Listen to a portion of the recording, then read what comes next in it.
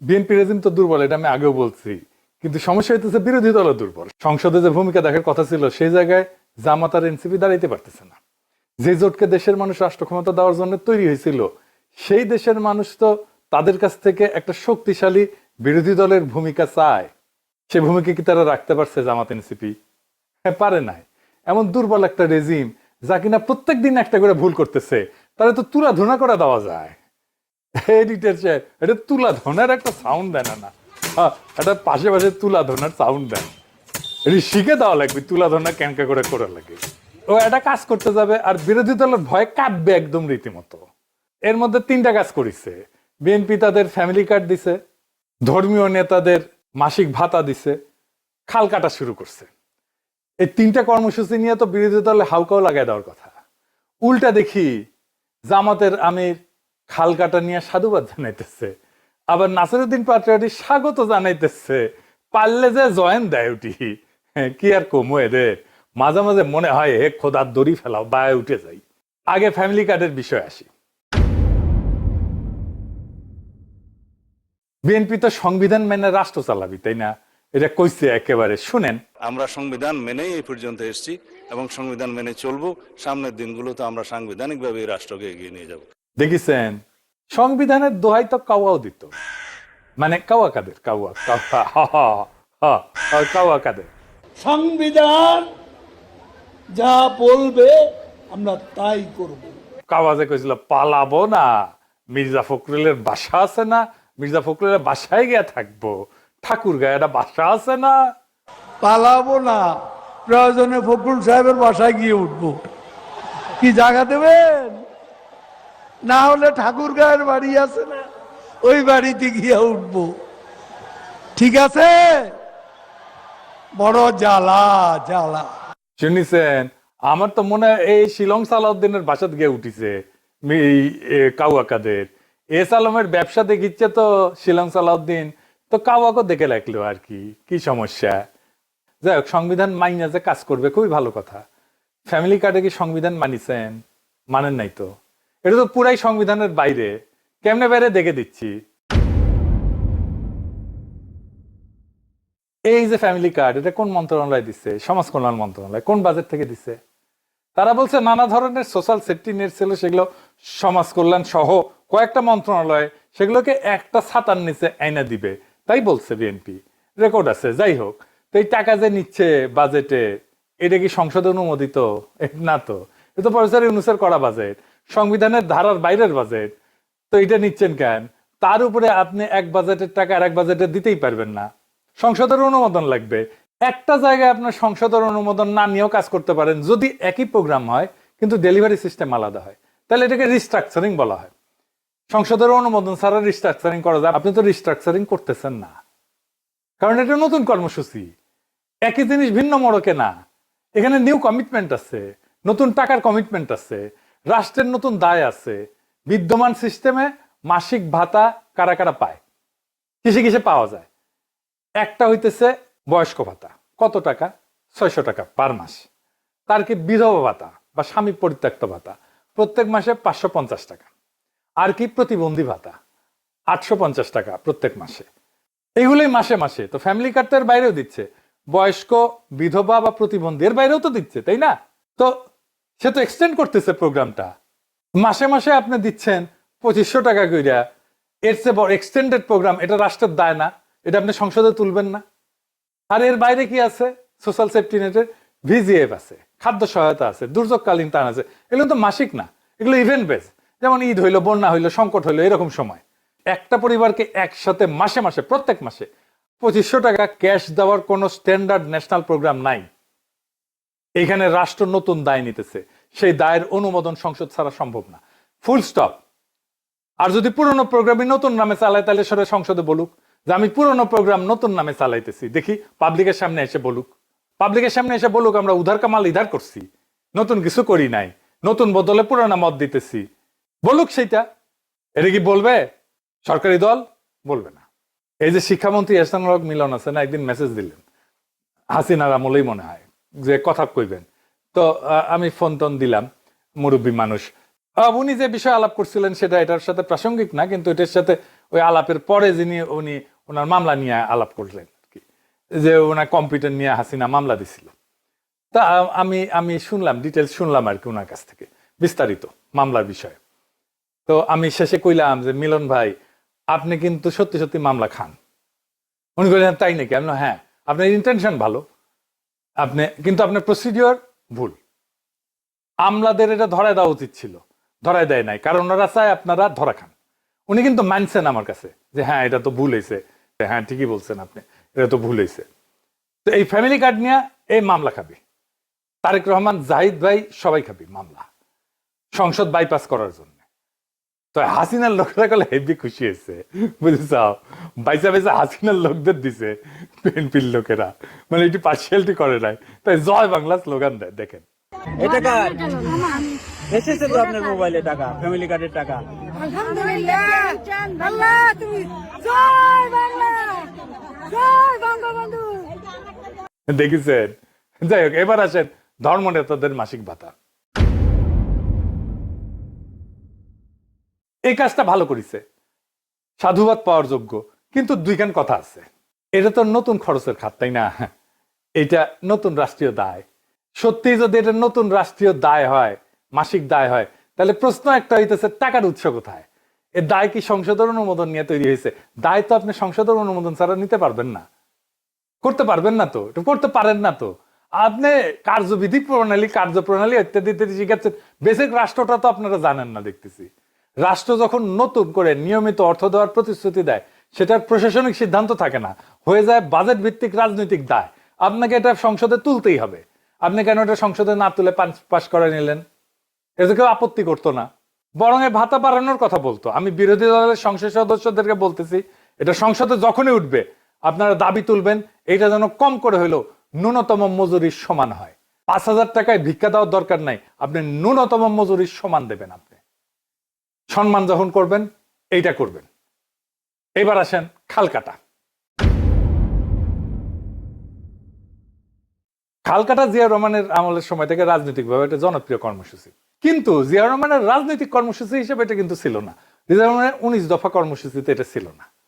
উনি যে কর্মসূচি করছিলেন 47 বছর আগে, উনি করছিলেন জন্য আমাদের এখন করতে হবে, এটা কোনো যুক্তি হতে পারে না।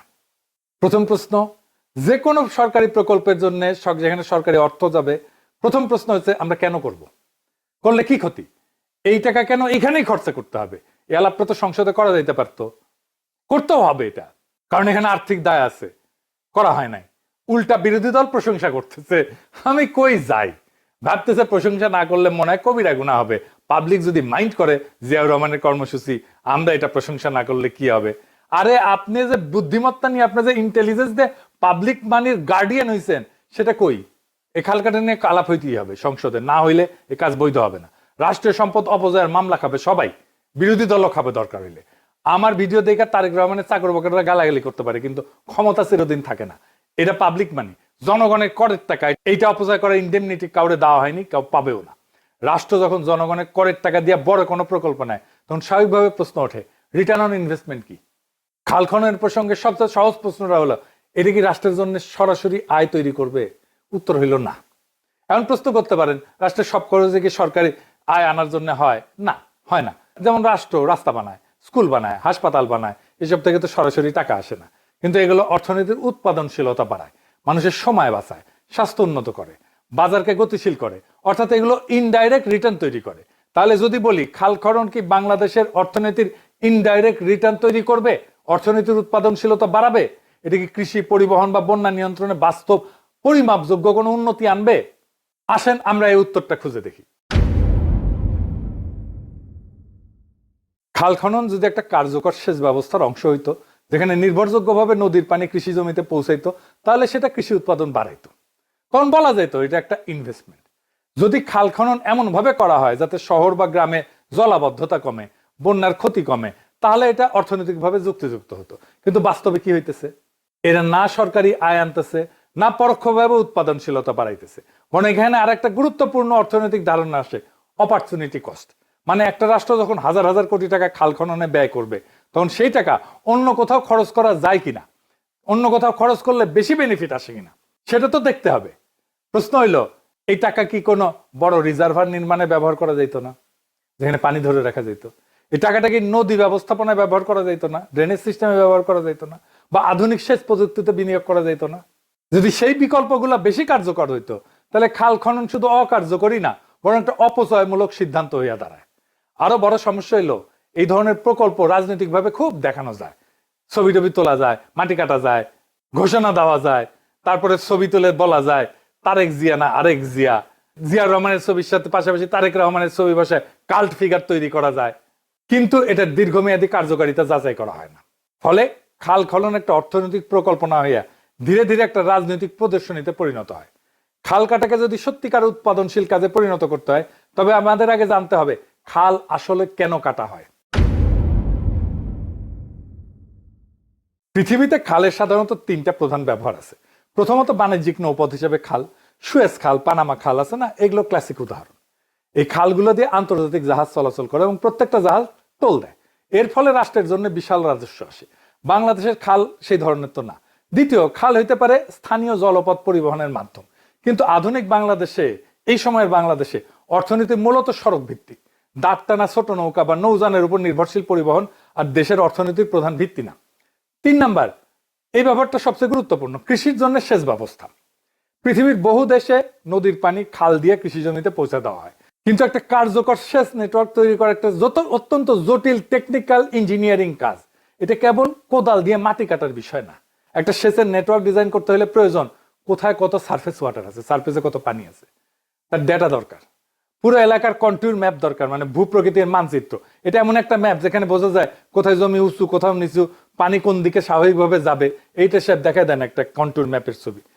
পানির প্রাকৃতিক প্রবাহের দিক কোন দিকে, কোথায় গ্র্যাভিটি পানি নিয়ে যাবে আর কোথায় পাম্পিং স্টেশন লাগবে, এই ধরনের তথ্য ছাড়া আন্দাজে খাল কেটে দিলে সেটা কার্যকর সেচ ব্যবস্থায় পরিণত হয় না। বলা হইতেছে বর্ষায় পানি ভরবে আর শুষ্ক মৌসুমে পানি ধরে রাখবে। যদি খালের ঢাল নদীর দিকে হয়, তাহলে বর্ষায় পানি আসবে আর বর্ষা চলে গেলে পানি নামবে। বাংলাদেশের বাস্তবতায় কৃষকেরা মূলত ভূগর্ভস্থ পানি ব্যবহার করে ডিজেল বা বৈদ্যুতিক পাম্পের মাধ্যমে সেচ দেয়, অর্থাৎ কৃষি সেচের প্রধান উৎস এখনো গ্রাউন্ড ওয়াটার। খালের আর একটা সম্ভাব্য ব্যবহার হলো ড্রেনেজ, অর্থাৎ জলাবদ্ধতা দূর করা।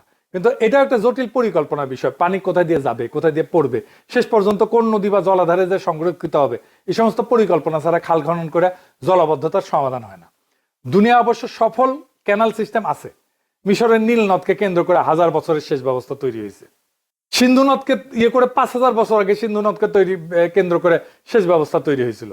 আধুনিক যুগে president Gamal Abdin Nasser Aswan high dam নির্মাণ করে এবং এর ফলে বিশাল লেক নাসের রিজার্ভার তৈরি হয়। এই বাঁধের ফলে নীল নদের বার্ষিক বন্যা কার্যত নিয়ন্ত্রণে আসে এবং সারা বছর কৃষিতে পানি সরবরাহ করা সম্ভব হয়। কিন্তু বাংলাদেশে যদি ইরিগেশন নেটওয়ার্ক আমাদের তৈরি করতে হয়, তাহলে এটার জন্য ইন্ডিয়ার সাথে চুক্তি করা জরুরি। কেন জরুরি? কারণ হইতেছে, ধরেন চুক্তি মোতাবেক ভারত বলল যে তারা আমাদেরকে মেঘনা নদীর সমস্ত পানি ছেড়ে দিবে, তারা পদ্মা নদীর পানি ব্যবহার করবে। ভারত কোন দিক দিয়ে আমাদেরকে পানি দিবে, নেটওয়ার্ক ডিজাইন সেদিক দিয়ে শুরু করতে হবে, তাই না? আন্দাজে অন্যদিকে হাজার হাজার কোটি টাকা খরচ করে খাল খনন করে রাখলে সেটা একদম পানিতে যাবে, কারণ কাজে আসবে না। ইন্ডিয়া যদি ওই দিক দিয়ে পানি না দেয়, তাহলে আমরা খাল খনন করে করবোটা কি? আপনি জানেনই না পানি আসবে কোন দিক দিয়ে, তাহলে খাল কাটতেছেন কোন হিসাব কইরা? ভারত পাকিস্তান ইন্ডাস ওয়াটার ট্রিটিতে তারা নদীর পানি ভাগ না কইরা নদীকে ভাগ করে নিছে, যেটা অনেক বেশি ইউজফুল। পাকিস্তানের ভাগে সিন্ধু, ঝিলম, সেনাব, ভারতের ভাগে রবি, বিয়াস, সুতলেস। বাংলাদেশ ভারত যে গঙ্গার পানি চুক্তি করছে, সেখানে নদীর পানিকে ভাগ করা হয়েছে, যেটা এনফোর্স করা অনেক কমপ্লিকেটেড। ইন্ডাস চুক্তি অনুযায়ী ভারত পাকিস্তানের 3টা নদী থেকে কোনো ধরনের পানি প্রত্যাহার করতে পারবে না। এর আগে আরো গুরুত্বপূর্ণ ডেটা হচ্ছে বাংলাদেশের কৃষিভূমিতে বাংলাদেশ কি পরিমাণে সারফেস ওয়াটার ব্যবহার করার পরিকল্পনা করতেছে। এটা তো লাগবে, আছে ডেটা নাই। এরপরে করতে হবে সেই পরিমাণে পানি যে কয়েকটা নদী দিয়ে প্রবাহিত হয়, সেই কয়েকটা নদীর পানি সম্পূর্ণ ব্যবহারের জন্য ভারতের সাথে চুক্তি করতে হবে। অন্য বাকি সব নদীর উপরে ক্লেম দরকার হলে ছেড়ে দিতে হবে। এরপরে সেই পানি থেকে পুরো দেশব্যাপী ইরিগেশন নেটওয়ার্ক ডিজাইন করে খনন করা লাগবে। এটা চুক্তি করা অনেক কঠিন হবে, কারণ ভারতের আভ্যন্তরীণ রাজ্যগুলোর ডোমেস্টিক পলিটিক্স যুক্ত আছে।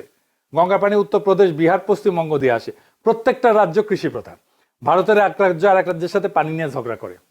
এইখানে পানির চুক্তি করাটা খুবই ডিফিকাল্ট। এছাড়া আর একটা গুরুত্বপূর্ণ এলিমেন্ট আছে, বিশাল আকারে পানির রিজার্ভার নির্মাণ করা। নদীর পানি প্রাকৃতিক নিয়মে প্রবাহিত হয়, সেটা যখন অতিরিক্ত ফ্লো করে সেটাকে স্টোর করে রাখার জন্য জলাধার লাগে, যাতে শুষ্ক মৌসুমে সেটার সাথে কানেক্টেড খাল দিয়া পানিকে ব্যবহার করা যায়। পাকিস্তান এই জন্য ইন্ডাস ট্রিটির পর 3টা বিশাল আকারের রিজার্ভার তৈরি করছিল। একটার নাম হচ্ছে তারবেলা, একটার নাম হচ্ছে মাংলা, একটার নাম হচ্ছে চাশমা। এই রিজার্ভার গুলো মিলায় প্রায় 13 মিলিয়ন একর ফুট পানি সংরক্ষণ করা যায়, মানে 130 লাখ একর জমিকে 1 ফুট পানির নিচে তলায় রাখা যায়। এই বিশাল পানির ভান্ডার থাকার কারণেই পাকিস্তানের সেচ নেটওয়ার্ক কার্যকরভাবে কাজ করে। অর্থাৎ পাকিস্তানের জাস্ট এই 3টা রিজার্ভারের যে পানি, সেটা দিয়ে সমগ্র বাংলাদেশের কৃষি জমির 2 গুণ পরিমাণকে ধান চাষের পানির ব্যবস্থা করা যাবে। ধান চাষের জন্য কি লাগে জানেন তো? একটা জমিকে 4 ইঞ্চি পানির নিচে তলায় রাখা লাগে, মানে 13 মিলিয়ন একর ফুট, মানে আমাদের কৃষি জমি, তার সাথে 4 ইঞ্চি পানি।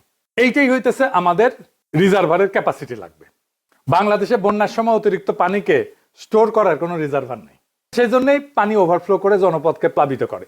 আমেরিকাতে বিভিন্ন ব্যবহৃত মাইন বা কোয়ারিকে সমস্ত পাথর বা র ম্যাটেরিয়াল উত্তোলন করার পর সেটাকে ওয়াটার স্টোরেজ বা রিজার্ভার হিসেবে ব্যবহার করা হয়, এবং অসংখ্য গভীর রিজার্ভার আছে আমেরিকাতে।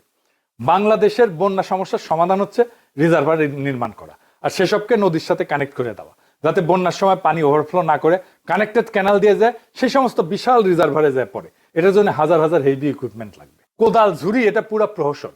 খাল কেটে বন্যা সমস্যার সমাধান করা যাবে না, এটা হাস্যকর যদি রিজার্ভার না বানানো যায়। বিএনপি প্রোগ্রামে কোথাও রিজার্ভারের কথা উল্লেখ নাই। কি পরিমাণে পানি সারা দেশে বন্যার সময় ওভারফ্লো হয় সেটারও ডেটা নাই, পুরো আন্দাজে কোদাল চালাইতেছে। বিএনপির ইস্তাহারে লিখছে টেকসই এবং কার্যকর কর্মকৌশল, প্রাতিষ্ঠানিক সক্ষমতা বৃদ্ধি, কার্যকর ব্যবস্থা, এসবের কোনো মানে আছে? হুদাই সমস্ত কথাবার্তা। এদের এই হচ্ছে বন্যা আর খরা প্রতিরোধের জন্য সমাধান হচ্ছে খাল কাটা। হেমর খোদা, বন্যা আর খরা সম্পূর্ণ বিপরীত 2টা প্রাকৃতিক ঘটনা। 2টার সমাধানে একটা কাজ হয় কিভাবে? এক প্যারাসিটামল দিয়ে যক্ষা, কাশি, ডায়রিয়া, আমাশা, ডেঙ্গু, হার্ট অ্যাটাক সব রোগের চিকিৎসার কথা বলতেছে। তাইলে বলেন এটা খাল কেটে কি উপকার হবে? শফিক রহমান জিয়াউর রহমানকে আয়াতুল্লাহ খালকাটি উপাধি দিছিল, কলাম লেখা যায় দিনে। মজার ব্যাপার হইতেছে এই খালকাটা কিন্তু শুধু জিয়ার কর্মসূচি ছিল না, সিপিবিরও কর্মসূচি ছিল। সিপিবি মহা উৎসাহে যাইতো সেই কর্মসূচি পালন করতে। খালকাটা নিয়ে যেভাবে স্বাগত আর সাধুবাদ জানানো শুরু হয়েছে, আমার তো মনে হইতেছে এনসিপি আর জামাত আবার এই জামানায় সিপিবি না হইয়া যায়। আপনারা যদি সত্যি কার্যকর বিরোধী দল হইতে চান, আগামীর ক্ষমতা হইতে চান, আপনাদের ক্ষমতার প্রতিস্পর্ধী হইতে হবে। আপনারা যে সাধুবাদ জানাইলেন, আপনারা কি ক্ষমতা আসলে খাল কাটবেন নাকি বাদ দিবেন?